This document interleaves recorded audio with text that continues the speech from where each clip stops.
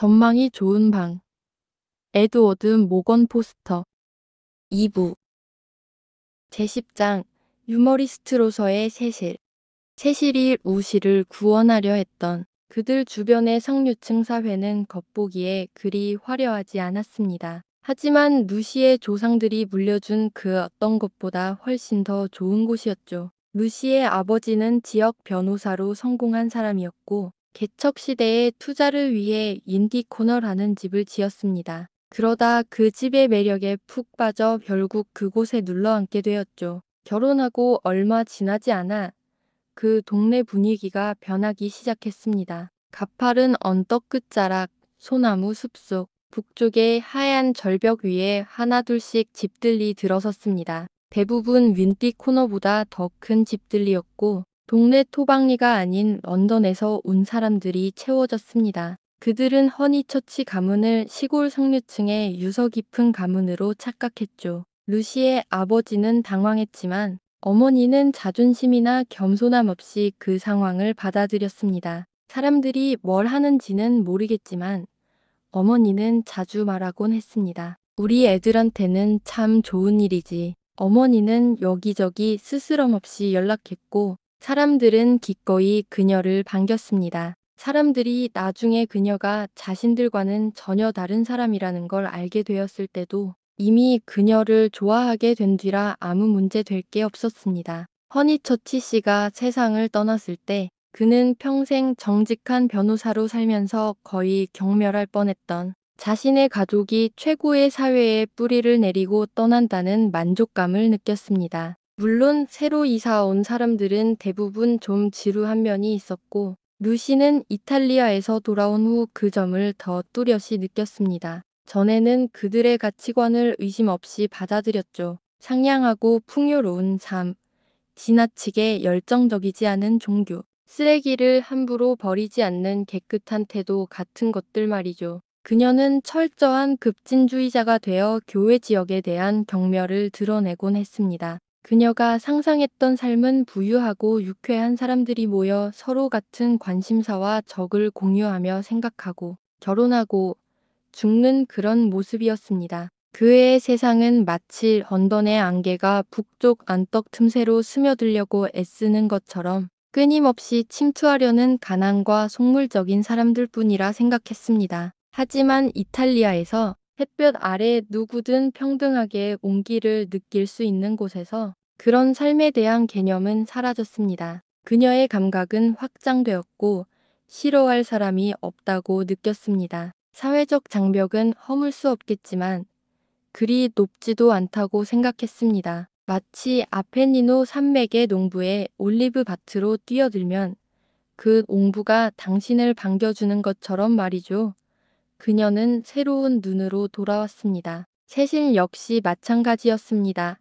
하지만 이탈리아는 세실에게 관용보다는 자증을 부추겼습니다. 그는 지역사회가 편협하다는 것을 알았지만 그게 뭐 그리 중요해 라고 말하는 대신 반항하며 그곳을 자신이 말하는 더 넓은 사회로 바꾸려 했습니다. 그는 루시가 오랜 시간 동안 수많은 작은 예의범절로 주변 환경을 다듬어 왔다는 사실을 깨닫지 못했습니다. 루시는 그들의 단점을 알았지만 마음속 깊이 경멸하지는 않았습니다. 세실은 더 중요한 사실을 놓쳤습니다. 바로 루시가 의 사회보다 위대하다면 그것은 모든 사회보다 위대하며 오직 개인적인 교류만이 그녀를 만족시킬 수 있는 경지에 이르렀다는 것입니다. 루시는 반항하였지만 세실이 이해하는 그런 종류의 반항아가 아니었습니다. 그녀가 원했던 것은 더 넓은 것이 아니라 사랑하는 남자와의 평등이었습니다. 이탈리아는 그녀에게 그 어떤 소유물보다 가장 귀한 것, 즉 자신의 영혼을 내어주고 있었기 때문입니다. 아, 정말이지 골치 아팠어요. 처음엔 그 사람 때문에, 다음엔 그 사람들 때문에 말이죠. 다들 뭘 원하는지도 모르고 너무 지루해서. 하지만 이제 정말 올 거예요. BBC가 말했습니다. 며칠 전에 테레사 양에게 편지를 썼는데 정육점 주인이 얼마나 자주 오는지 궁금해 하셨어요. 한 달에 한 번이라는 제 대답이 마음에 드셨나 봐요. 그들이 온대요. 오늘 아침에 연락을 받았어요. 앨런 자매는 정말 싫어. 허니처치 부인이 소리쳤습니다. 그냥 늙고 멍청한 사람들을 보면 정말 착하시네요. 라고 말해야 하는 거지. 난 그들의 만약. 하지만 그리고 같은 말들이 정말 싫어. 불쌍한 우리 루시는 당연히 그래야지. 그림자처럼 시들었잖아. BBC는 테니스 코트 위로 튀어오르는 그림자를 바라보며 소리쳤습니다. 세실은 없었습니다. 그가 있을 때는 범블퍼피 놀이를 하지 않았죠. 만약 그들이 온다면? 아니, 미니? 세터는 안 돼. 세터는 테니스 공처럼 겁질이 부분적으로 꿰매져 있었습니다. 움직일 때마다 그의 동그란 몸은 고리로 둘러싸여 있었습니다. 만약 그들이 온다면 해리 경은 29일 전에 그들이 들어오도록 허락할 거야. 그리고 그들이 불안해하던 천장에 흰 페인트 칠을 한다는 조항은 지우고 대신 마모가 심한 조항을 넣을 거야. 그건 안 돼. 세턴. 안 된다고 했잖아. 세턴은 범블퍼피에게 괜찮아. 프레디가 다가오며 소리쳤습니다. 미니, 제 말 듣지 마. 토성은 튀지 않아요. 토성은 충분히 잘 튀어. 아니에요. 그렇지 않아요. 글쎄, 걔는 그 예쁜 하얀 악마보다 더 잘 튀어. 조용히 해. 얘야. 허니처치 부인이 말했습니다. 하지만 루시를 봐. 세턴에 대해 불평하면서도 항상 그 예쁜 하얀 악마를 손에 들고 연결할 준비를 하고 있잖아. 그래, 미니.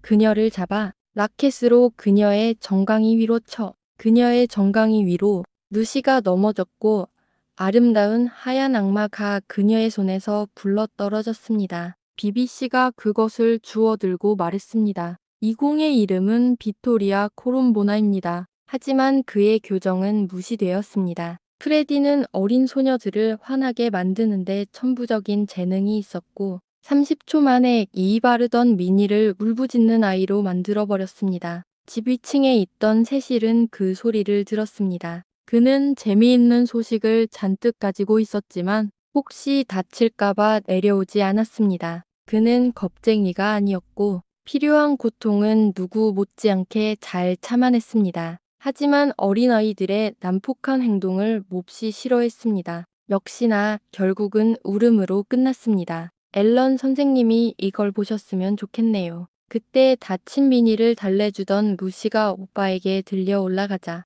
BBC가 말했습니다. 앨런 자매가 누군데? 프레디가 헐떡이며 물었습니다. 그들이 시시 빌라를 데려갔어요. 그게 그 이름이 아니었잖아. 이때 그의 발이 미끄러졌고 그들은 모두 유쾌하게 잔디밭에 쓰러졌습니다. 잠시 평화로운 시간이 흘렀습니다. 루시는 오빠의 머리를 무릎에 얹고 물었다.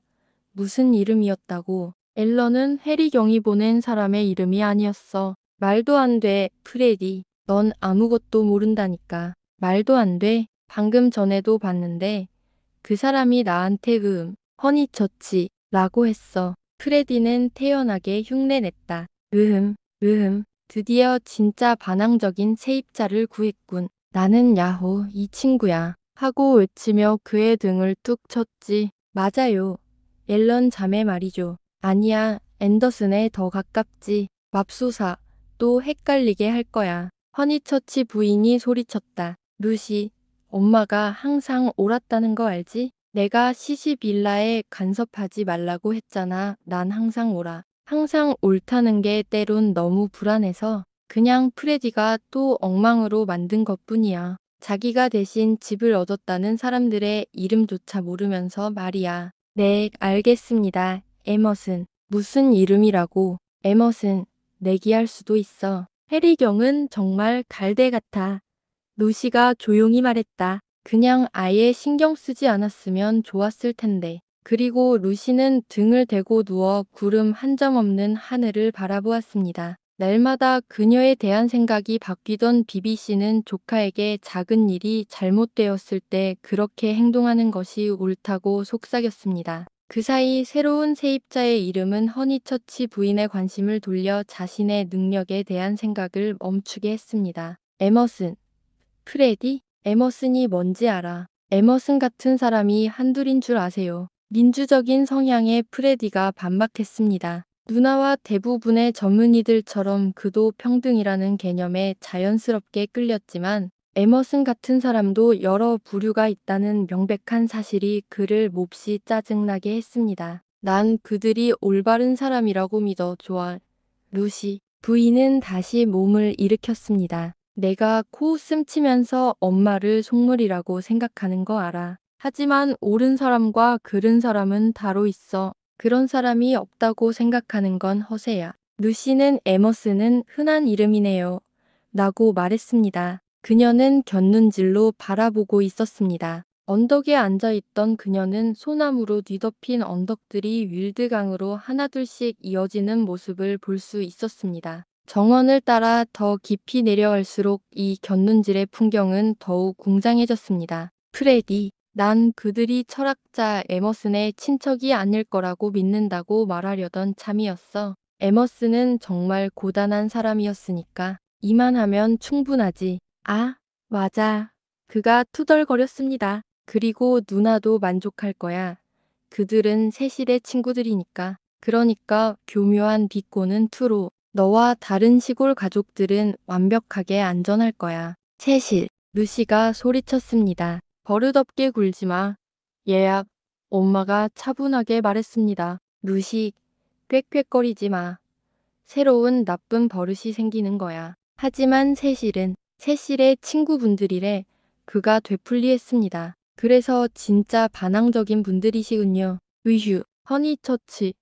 방금 정보를 보냈어요. 그녀는 잔디밭에서 벌떡 일어났습니다. 루시는 괴로운 시간을 보냈습니다. BBC는 그녀에게 깊은 연민을 느꼈습니다. 루시는 앨런 자매에 대한 자신의 냉대가 해리 오트웨이 경 때문이라고 생각했지만 묵묵히 참아냈습니다. 그 냉대가 연인에게서 비롯되었다는 것을 알게 되면 루시는 비명을 지를지도 모릅니다. BBC는 사람을 놀리는 걸 즐기는 사람이었습니다. 아니, 놀리는 것보다 더 심했습니다. 그는 사람들을 방해하는 것에서 사악한 쾌감을 느꼈습니다. 이 사실을 알고 있던 목사는 허니처치 양을 평소보다 더 애틋하게 바라보았습니다. 루시가 하지만 세실의 에머스는 설마 같은 사람일 리가 없잖아. 그런 게 있는데 라고 외쳤을 때 BBC는 그녀의 감탄사가 이상하다고 생각하지 않았습니다. 오히려 그녀가 평정심을 되찾는 동안 대화의 방향을 바꿀 좋은 기회라고 여겼죠. 그는 이렇게 말을 돌렸습니다. 피렌체에 있었던 그 에머슨 부부를 말씀하시는 건가요? 아니, 그럴 리는 없을 것 같은데요. 바이스 씨 친구들이 그분들 때문에 얼마나 울분을 터뜨리셨을지 상상도 안 가네요. 오, 허니처치 부인.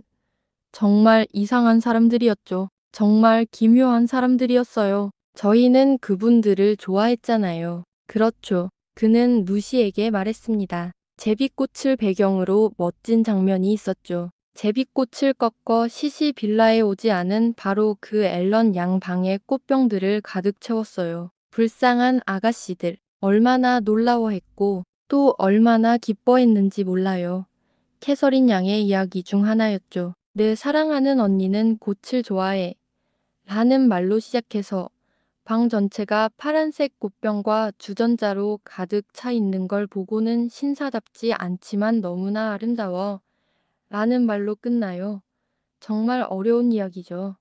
네, 저는 항상 피렌체의 에머슨 부부를 제비꽃과 연관 짓곤 해요. 이번엔 낭패였군. 여동생의 얼굴이 붉어진 것을 보지 못한 프레디가 말했습니다. 루시는 얼굴을 가릴 수 없었습니다. BBC는 그것을 눈치채고 다시 대화의 방향을 바꾸었습니다. 이 특별한 에머슨 가족은 아버지와 아들로 이루어져 있었습니다. 아들은 훌륭하다고는 할 수 없지만 괜찮은 청년이었습니다. 멍청하지는 않았지만 너무 미숙했고 비관주의에 찌들어 있었죠. 우리에게 특별한 즐거움을 준 것은 아버지였는데 너무나 감성적인 사람이어서 사람들은 그가 아내를 살해했다고 떠들어댔습니다. 평소 같았으면 BBC는 그런 소문을 절대 퍼뜨리지 않았을 겁니다. 하지만 그는 루시가 곤란한 상황에 처하자 그녀를 보호하려고 애썼습니다.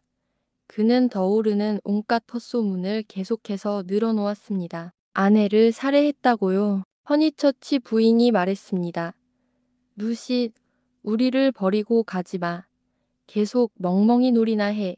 정말 펜션 베르톨리니는 정말 이상한 곳이었을 거야. 내가 듣기론 두 번째 살인범도 거기 있었다던데. 샬럿이 어떻게 막았는지 모르겠네. 참, 언젠가 여기 샬럿에게 물어봐야겠어. BBC는 두 번째 살인범에 대해 기억나지 않았습니다. 그는 여주인이 착각했을 거라고 말했습니다. 반대하는 기색이 보이자 그녀는 마음이 따뜻해졌습니다. 자신과 똑같은 이야기를 들은 두 번째 관광객이 있었을 거라고 확신했습니다.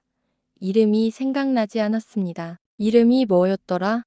이름이 뭐였더라? 그녀는 무릎을 꿇고 이름을 찾아 헤맸습니다. 새거리에서 무언가가 튀어나왔습니다. 그녀는 중년의 이마를 쳤습니다. 루시는 오빠에게 채실이 집에 있는지 물었습니다. 가지마. 그는 소리치며 그녀의 발목을 잡으려고 했습니다. 가봐야겠어. 그녀가 진지한 목소리로 말했습니다. 바보 같은 소리 하지 마.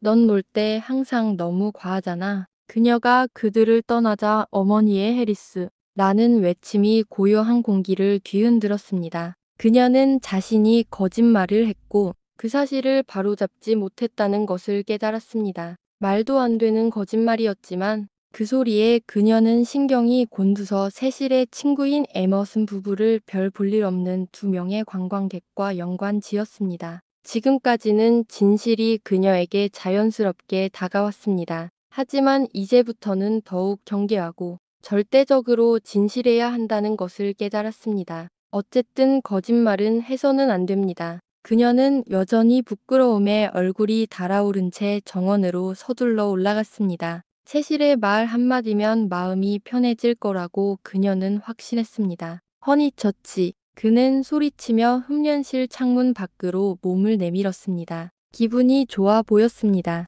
진작 오지 그랬어. 너희들 곰처럼 정원 가꾸는 소리 들었지만 여기 위에는 더 재밌는 일이 있어. 심지어 나조차도 희극의 여신에게 큰 승리를 안겨줬지. 조지 메러디스의 말이 맞아. 희극의 대의와 진실의 대의는 정말 똑같아. 그리고 심지어 나조차도 그 불쌍한 시시 빌라의 세입자를 구했어. 화내지 마. 화내지 마. 이 모든 이야기를 들으면 날 용서할 거야. 그의 얼굴이 밝을 때 그는 매우 매력적으로 보였고 루시의 터무니없는 불길한 예감은 즉시 사라졌습니다. 들었어요. 그녀가 말했습니다. 프레디가 말했어요. 못된 세실, 용서해줘야겠어요. 제가 얼마나 힘들었는지 생각해보세요. 앨런 자매가 좀 지루한 건 사실이지만 당신처럼 좋은 친구들이 있으면 더 좋을 텐데요. 하지만 그렇게 놀리면 안 돼요. 내 친구들이라고. 그가 웃었습니다. 하지만 루시, 그 농담은 이제 시작될 거야. 이리 와봐. 하지만 그녀는 그 자리에 그대로 서 있었습니다. 이 매력적인 세입자들을 어디서 만났는지 알아. 지난주에 어머니 뵈러 갔을 때 국립미술관에서 만났어. 사람을 만나기엔 정말 이상한 곳이네요. 그녀가 불안하게 말했습니다. 잘 모르겠어요. 움브리아 방에서 만났어. 완전히 낯선 사람들이었지. 루카 시뇨렐리를 흠모하고 있었어. 물론 아주 어리석게 말이야. 하지만 우리는 이야기를 나누었고 그들은 내게 적지 않은 영감을 줬어. 이탈리아에 가본 적이 있었거든. 하지만 세실, 그는 우스꽝스럽게 말을 이어갔습니다. 대화 중에 그들은 시골 별장을 원한다고 했지. 아버지는 그곳에 살고 아들은 주말마다 놀러 갈 수 있는 곳을 말이야. 나는 해리경을 골탕 먹일 절호의 기회라고 생각했어. 그래서 그들의 주소와 런던 관련 정보를 받고 그들이 진짜 못된 사람은 아니라는 걸 확인했지. 정말 뻔뻔하게도 말이야. 그래서 그에게 편지를 쓰고 만세를 외치고 셋이 안 돼. 그건 불공평해. 아마 전에 만났을 텐데. 그는 그녀를 밀쳐냈습니다. 정말 공평해. 속물에게 벌을 주는 건 뭐든 공평하지. 그 노인네는 동네에 큰 도움이 될 거야. 해리 경은 서고 빠진 신사숙녀들 때문에 너무 지겨워했거든. 언젠가 그에게 교훈을 주려고 했어. 아니, 무시. 계층끼리 서로 섞여야 해. 그러면 곧 너도 내 말에 동의하게 될 거야. 다른 인종끼리 결혼하는 것도 필요하고 온갖 종류의 결혼 말이야. 나는 민주주의를 믿어. 아니, 그렇지 않아.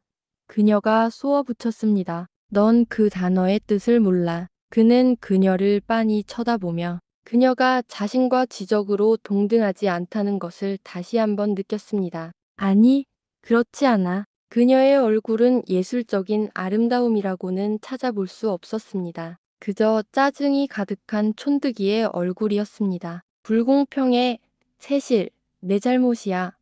정말이야. 정말 앨런 자매를 위해 내가 했던 노력을 망치고 나를 바보로 만들 자격은 내게 없어. 해리 경을 깎아내렸다고 하지만 그게 다 내 탓이 되었다는 건 알고 있어. 정말 정직하지 못한 행동이었다고 생각해. 그녀는 그를 떠났습니다. 성미가 이상하군. 그는 눈썹을 치켜 올리며 생각했습니다. 아니, 그것은 성질보다 더 심한 속물근성이었습니다. 루시는 자신의 똑똑한 친구들이 앨런 자매의 자리를 대신한다고 생각하는 한계에치 않았습니다. 그는 이 새로운 세입자들이 교육적으로 가치가 있을 거라고 생각했습니다. 그는 아버지를 참아주고 침묵하는 아들을 끌어낼 겁니다. 희극의 여신과 진실을 위해 그는 그들을 윈디 코너로 데려올 겁니다. 다음 영상에서 제11장 이야기가 이어집니다.